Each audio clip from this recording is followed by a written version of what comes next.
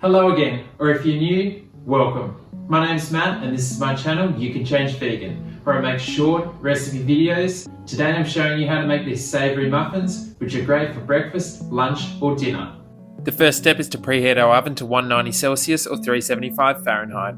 Now that the oven's preheating, we're going to add all of the ingredients into a bowl. You can find the measurements in the description. Starting with self-raising flour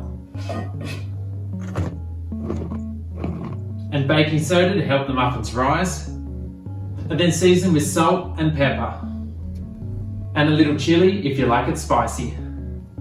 Savoury muffins usually have cheese in them, so use vegan cheese, or I prefer using nutritional yeast for that cheesy flavour and yellow colour. So that's all of our dry ingredients. We'll give it a mix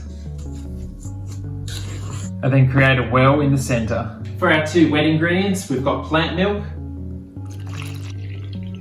and melted vegan butter. We'll give it another stir to form the muffin batter. Gently stir until all the flour is mixed in.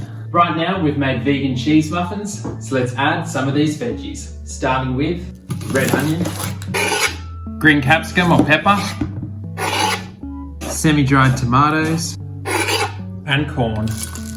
Next, stir in the vegetables until mixed through evenly.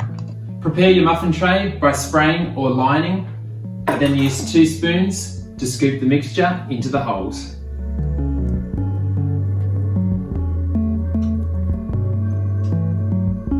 You can fill them most of the way up, just leave a little bit of space for them to rise. This recipe makes between 12 and 15 depending on the size of the muffin holes. We'll bake the muffins in the preheated oven for 25 to 30 minutes. While the muffins are baking, a quick subscriber update. I have 1,116 subscribers, thanks to all of you. Once golden and beginning to crack on top, remove from the oven and then allow to cool in the tray for 5 minutes.